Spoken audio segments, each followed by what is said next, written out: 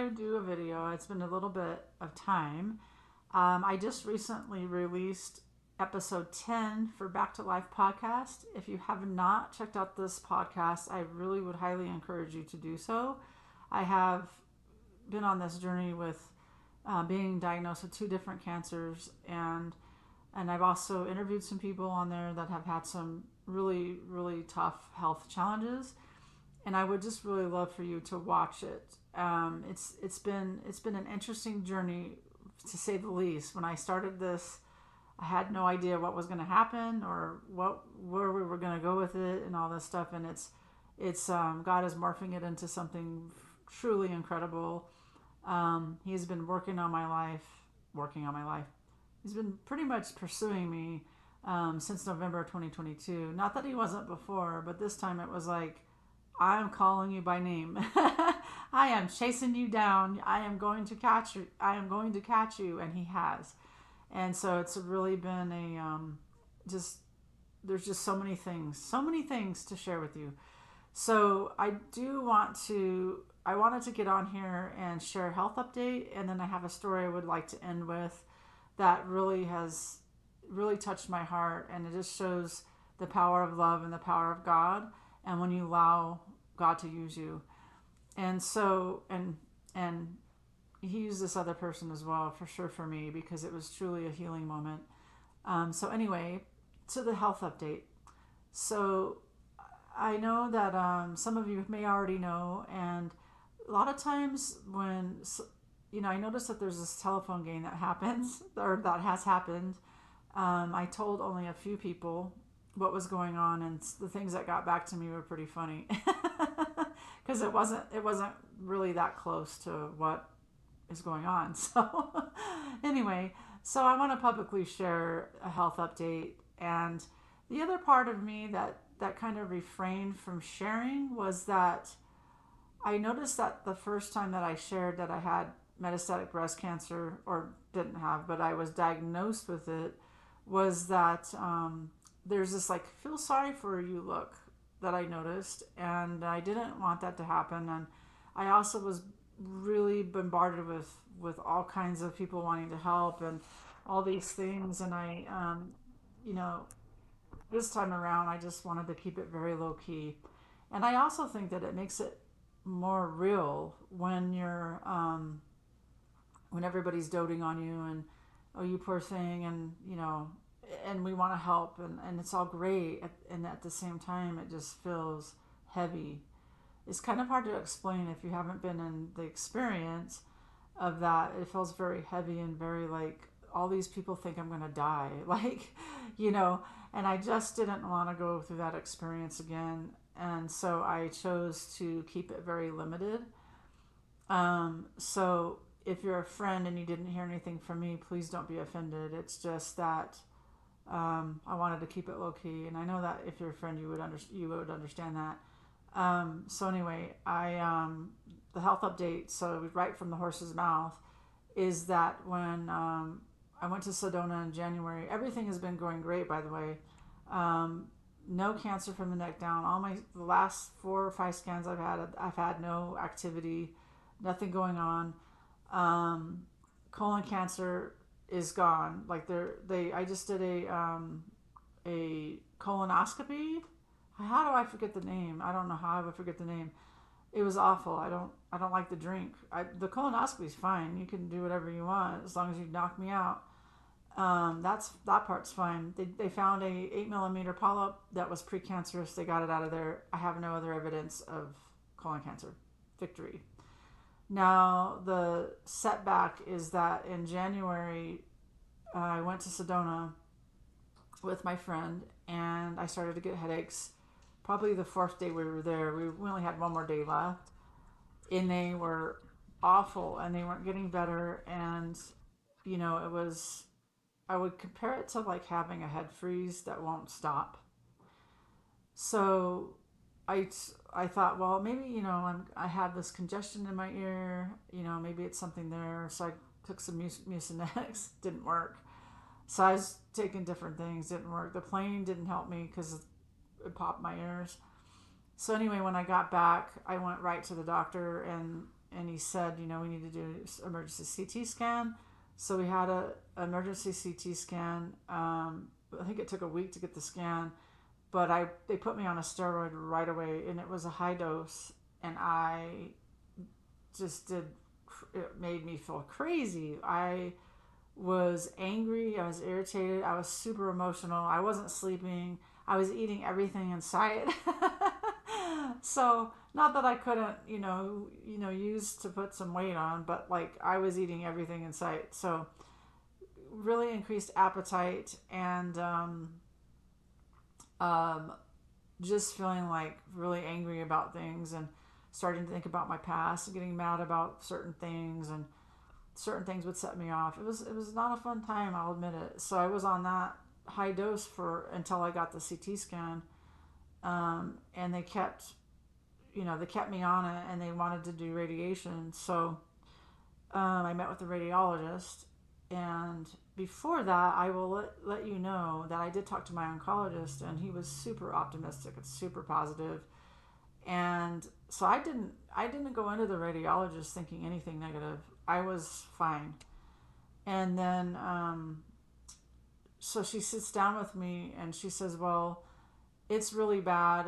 It's all over your brain. And she showed me the scan, and it's really bad. It's all over my brain. She's correct. It's just the way that she said it really, really went to my heart, and like I just started to get nervous, like feel nervous and anxious.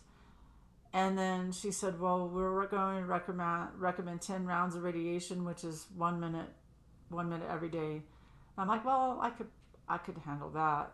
So I'm already emotional. And then she said, well, you can choose not to do it. And if you choose not to do it, then we'll just sign you up for hospice. And she said it just like that, like so just matter of fact, and like, this is just what you have to do. And I was shocked, actually. I was in shock until I left there, and then I had a major meltdown and breakdown. And it wasn't anything I wanted to hear or was expecting to hear. I didn't think I was close to that. Like, am I naive? I don't know.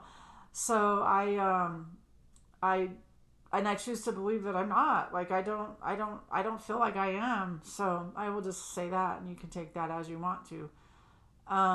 Denial or whatever, but I don't feel like that's a true thing. So I left there pretty devastated, and then the next day I had to go back to talk to the nurses in radiology. So I went back, and totally different experience. They were so nice and positive, and she asked how the day before went, and I told her it was horrible. It was the most horrible experience I've ever had in my life. And she was like, oh, well, we need to do something about that. And she said that this radiologist was leaving, and I said, well, I'd like a new one, and I would really like a new one anyway, whether she was leaving or not. And so they said, well, we're going to have somebody from Banner call you, a manager. So they call me, and they say, well, what happened? And I told them that she just told me I was going to go to hospice if I didn't do it. And I cried when I shared it with her. And then and she said, we're so sorry, that should not have happened. We'll get you a new radiologist. You really like him. He's really great. And then she had said, well, this doctor wants to call you. And I said, well, I appreciate that. However, I don't want to talk to her because I don't want her to put anything else in my head. And it's taken me, and I still go back to it sometimes. It's taken me a while to unravel that statement. And my heart goes out to anybody that deals with medical stuff and things that get implanted in your head. I just didn't think that was necessary. And it could have been worded in a whole different way. Just saying. No, there was no empathy there. So anyway, never had to see her again. And my new radiologist is fantastic and very positive. And he's like, Sherry, there's all kinds of things coming out left and right to help you. This is not your death sentence. Which really means a lot to me. So, he did say, you're just one of the unlucky ones. I'm not going to own that, though. I'm not going to own that I'm unlucky. So anyway, I feel very blessed in a lot of ways, and I will talk more about that. And actually, I'm getting ready to tell a story about how how grateful and blessed I do feel with what God is doing in my life and how He is working and how I am obeying and listening and not listening to that other voice that says the bad things, you know. Um, so, um, on to the good news. So, the good news is that I don't have any more headaches. I'm off the steroids completely. I did lose my hair, which is fine. It seems like it's growing back, but I don't know. Can you tell? It just still stubbly. Anyway, that's my bald head.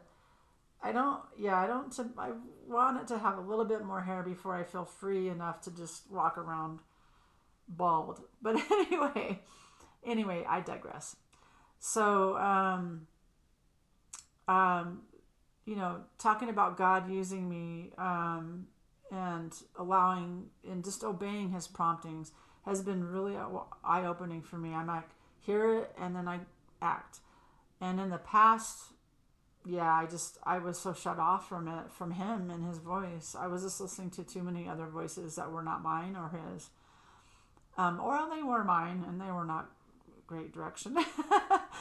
I think His direction is better than mine, and He keeps proving that over and over, especially recently. So anyway, the story I want to share is a story about Daniel. His name is Daniel. It's not the Daniel in the Bible. However, um, I met him at the hospital. I was going through some side effects from a drug, and I'm not on anymore. And so I was waiting outside in the lobby for a ride. And they had ordered me a ride, and they said, "Oh, I'll be here in a few minutes." Well, an hour passed, and another hour and a half passed. And I went up to the front desk and I said, "So how long is it going to be?" And she goes, "Oh, it'll be another hot minute." And I said, "Well, what's a hot minute? Is it like an hour, half an hour, 10 minutes? I don't know how to gauge a hot minute." "It'll be a while." And I was like, "Okay, got it." So a hot minute, just so everybody knows, is a while. So anyway, I'm in the waiting room and I'm in my head complaining. I'm like, "Oh, this is taking so long. I really want to go to bed. I've already been here an hour and a half." Like, and you have to realize too, at that time there was this big storm outside, so there's not a lot of transportation going on. I attempted to order a lift. They canceled it. The app canceled it. I'm like, okay, well, I don't know what I'm gonna do. And then all of a sudden, this man, he comes walking out and he sits down, and we're like 2 feet away from each other. And I was like, "Hi, how are you?" And I normally don't do this, so I'm like, "Wait, this is weird." So, and I'm more wrapped up in like, "Where's my ride?" So anyway, I was like, "How are you? What's your name?" It says Daniel, and I tell him my name, and we're just talking, and he says, I came in here because of alcohol, and I have been struggling with it my whole life, and it's just really, really hard, and I want to really beat the addiction. It's just so hard. And I just shared with him, like, I have a lot of compassion for you because I know it's hard. I know it could be hard. I battled with it a little bit myself when I was younger. And I have family members that battle with it, and they still battle with it to this day. It's a really, really hard thing. So you are correct. It is difficult, and it's not impossible. And so we were talking a little bit, and then his ride came before mine. Which, whatever. I think it's funny. God has a sense of humor. Anyway, so he's getting up to leave, and I said, "Daniel, do you mind if I give you a hug?" And he said, "Sure." So I gave him a hug, and he started to cry. And he said, "I haven't been hugged in so long. I forgot what it felt like." And my heart just goes out to him, and it still does. I still pray for him every day. Like, he's on my mind a lot, actually. And it was just such a profound God moment. And I just felt the love of God in the hug, in the room, and I felt it spilling out outside. I feel like these types of things make a difference. I don't know what he's going to do with it. I may never know. I hope I would. I hope I could see that miracle. Um, but that's the story. That's the part where it's like allowing God to use you, and hearing his voice and obeying. um, and he has blessed me with that. Like, that is such a blessing to me that I could never get that out of my head or out of my heart. It's always going to be there. And so I share that with you because I'm just telling you, like, if God can use me, anything is possible. Anything, because I am stubborn. I am stubborn, and so and also it's just never too late to make a change. So if you do have an addiction or anything like that, it's never too late. It's never too late um, to change it around. And um, and just for me too, like, if you go back and you watch my videos, you can see my struggle with God. It's not apparent, like, I'm not telling you that it's there, but you could see a dichotomy, you could see a split where, like, it's like I'm talking about God, but I'm not saying Jesus. I'm not saying God. Like, I'm embarrassed to say it. Like, I don't want to turn you off or make me have less viewers or something. I'm over that. I don't care anymore. Like, I don't care about the likes. I mean, my ego does sometimes, but, like, I'm not here to um, use anybody or anything like that. I'm here to give a message, and I pray that you would receive it and that you would reciprocate by liking the video if you like it, love it, share it, whatever it is. There's a reciprocity. It's not just about getting something, and that's another value that God has created in my heart. And even just recently, to be honest with you, and that's what I want to do from now on. Like, when you see the Back to Life video, you'll understand it's raw and real. There is nothing scripted about it, and it's totally God led. And that's how I want to do these videos. And so that is my tangent for today. And I think I'm incredibly grateful for you who's listening, and for you who receives the message and wants to share this. I love you. I love you so much, all of you that are out there that are watching and learning with me. All right. God bless you.